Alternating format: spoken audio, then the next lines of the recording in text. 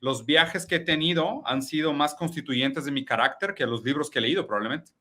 O sea, el vivir experiencias en el mundo, el haber tenido la oportunidad de trabajar en tantísimos países, probablemente he trabajado en más de 30 países, o sea, aunque sean proyectos pequeños, pero de manera laboral he visitado pues, muchísimos países, prácticamente todos, o sea, todos los continentes, de hecho, he estado en contacto con muchísimas culturas.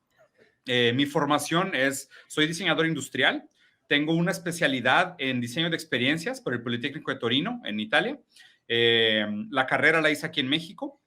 Después de eso, empecé a No de trabajar. comida, ¿no, Diego? Food Sí, design. se llamaba, o sea, Food Experience Design se llamaba el posgrado, no sé si era posgrado, ¿no? Una especialidad, ¿no? Sí. Y luego el caso es que después de eso trabajé un tiempo en PepsiCo, estuve viviendo la vida corporativa de cerdo capitalista con saquito y viajando a hacer presentaciones estratégicas a Nueva York, como debe ser, como buen cerdo capitalista.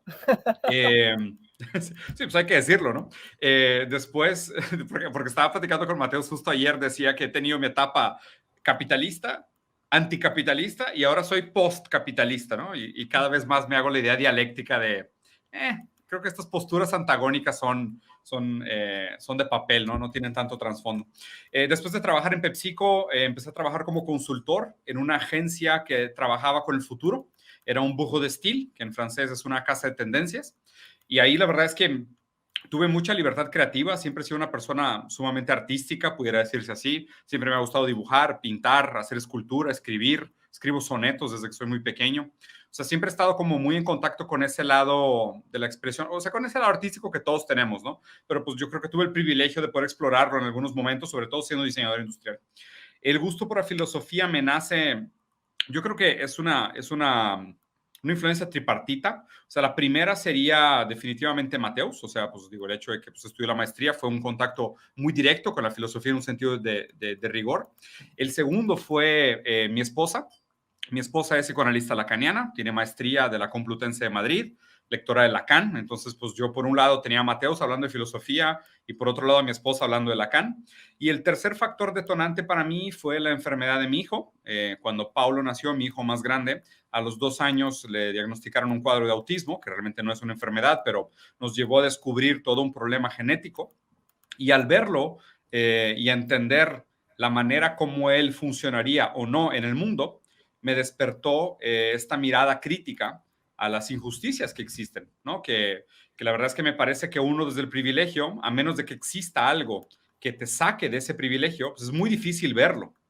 Y yo lo tuve que ver en ojos ajenos, o sea, yo tuve que ver esa dificultad, yo tuve que ver esas fallas estructurales a través de los ojos de mi hijo, porque pues yo sí me apropié de su discurso, porque él no tiene voz.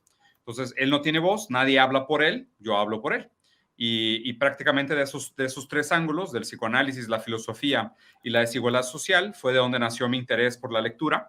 Y desde entonces no he parado de leer. O sea, mi hijo va a cumplir 9 años de edad y ahora estoy haciendo un posgrado en teoría crítica en el Instituto 17, dándole por primera vez un poco más de formalidad a mi curiosidad. Y nada, aprendiendo con ustedes más que nada, ¿eh? O sea, sinceramente me parece que estas conversaciones que hemos tenido son increíblemente ricas, más que libros probablemente. Seguramente. ¿Sabes qué? Me quedé pensando, digamos, yendo a esta biografía que estabas mostrando. Dirías que tu ingreso a la filosofía, porque antes usaste la palabra gusto, Sí. y a mí me hace ruido, quizás no fue necesidad más que gusto, por este contexto. Buen punto. Sí, yo creo que sí, ¿eh? O sea, probablemente sí fue más necesidad que gusto. Ahora que lo dices, porque sí tiene una causa, ¿no? O sea, no fue un tema de placer, no fue un tema de curiosidad y coqueteo, la aproximación no fue artística. O sea, empecé leyendo autores, pues, bastante complejos. O sea, Zizek, y luego Lacan, luego Nietzsche, luego Hegel, luego Marx, Freud, o sea, lectura pesadita. Sí, en mi caso hay una mezcla. En mi caso hay una mezcla, porque no, o sea, sí fue, estoy tranquilo con decir que fue por gusto, porque desde mucho antes de estar insatisfecho con mi situación psicológica, material, como le quieran llamar, laboral, ya me acerqué a la filosofía de forma muy informal, nada más leyendo así pocas cosas, de repente libros sobre filosofía, no libros filosóficos en sí, literatura secundaria, etcétera. Desde los 15, 16, empecé a escribir un diario a los 19, por ahí. Pero ya esto que dices de necesidad también me resuena porque yo estaba completamente insatisfecho con mi vida y fue algo también que dije, basta. Y ahí brinqué al gusto, brinqué a algo que me gustaba porque sí le encuentro disfrute a esas exploraciones filosóficas, ¿no?